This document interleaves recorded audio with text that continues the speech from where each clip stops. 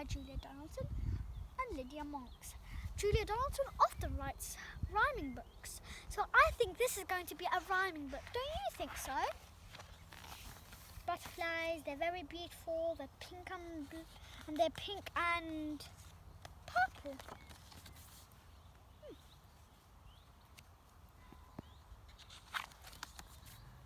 It was Princess Eliza's birthday.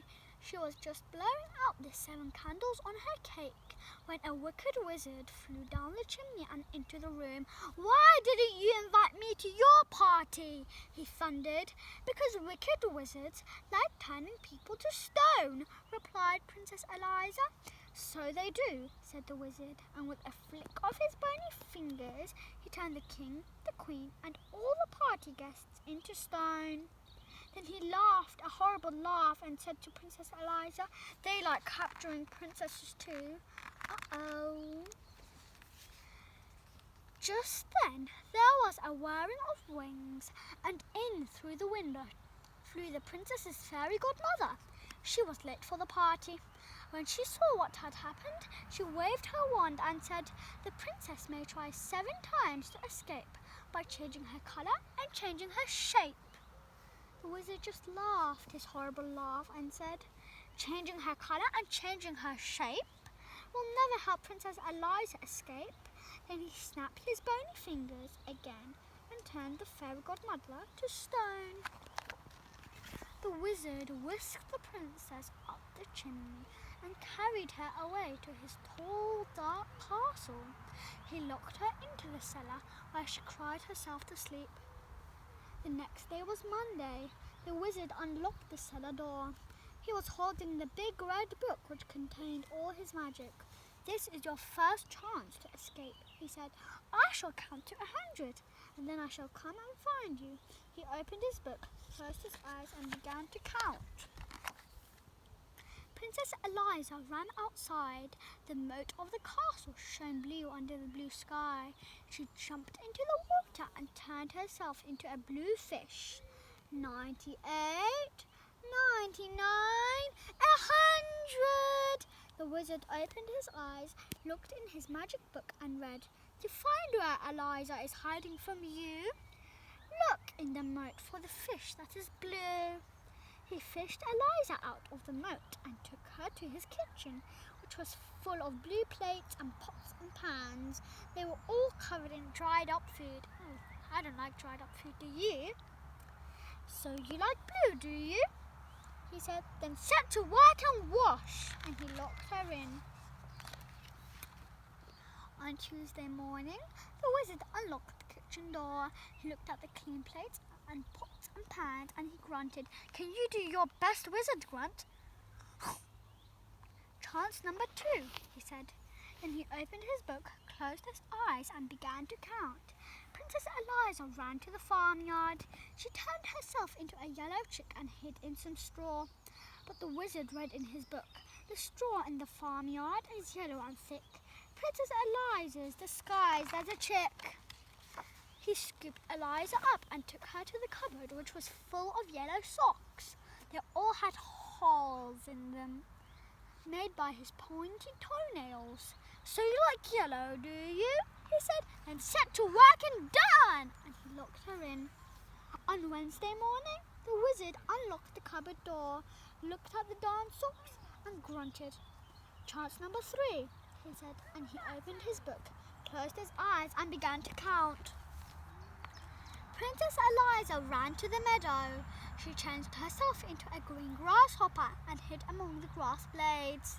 But the wizard read in his book, "The grasshopper princess is easily seen, chirping away in the meadow so green."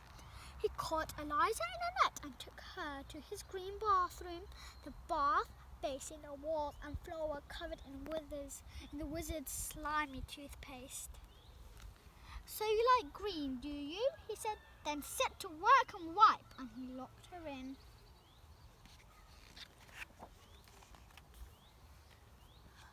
3 more days went by. Each day, the princess tried to escape. On Thursday, she turned herself into an orange fox and hid in a pile of orange leaves. On Friday, she turned herself into a purple butterfly and fluttered among some purple flowers. On Saturday, she turned herself into a black cat and lurked in a black tunnel. But each time the wizard found her and gave her yet more work to do. One Sunday morning, the wizard came on the roof where Eliza had been scrubbing the sooty chimney pots. Instead of grunting, he laughed his horrible laugh. Can you pretend to be the wizard and laugh a horrible laugh? Ha ha ha! This is your last chance, he said. If I catch you this time, you must stay and work for me for the rest of your life. Then he opened his book, closed his eyes and began to count.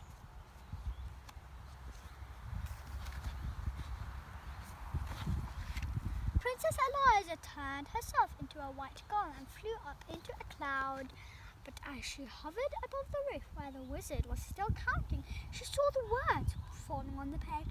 So that's how he finds me, she cried. I shall never escape. Then she had an idea. She turned herself into a page of the wizard's book, a perfectly blank white page with no writing on it.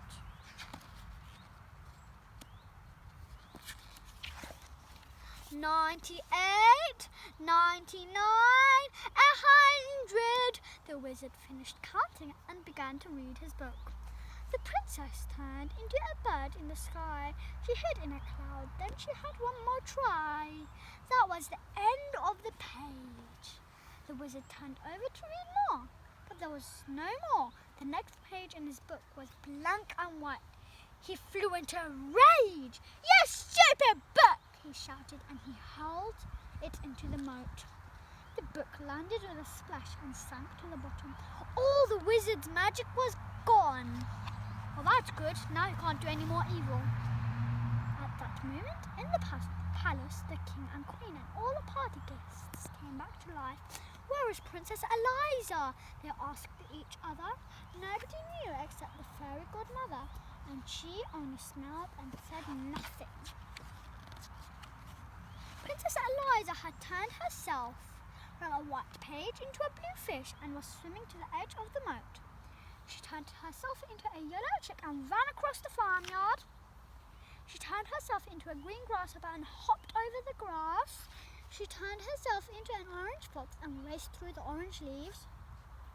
She turned herself into a purple butterfly and fluttered over the purple flowers. Flit, flit. She turned herself into a black cat and streaked through the black tunnel. Then she turned herself into a white bird and flew all the way back to the palace and in through the window.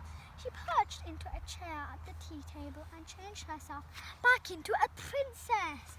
The king and queen and all the party guests hugged her. Then Princess Eliza cut her cake and everyone had a slice. That cake looks yummy, doesn't it? With a cherry on each slice. That's the end of this book. I hope you listen to more stories read by me. Don't forget to subscribe. Bye!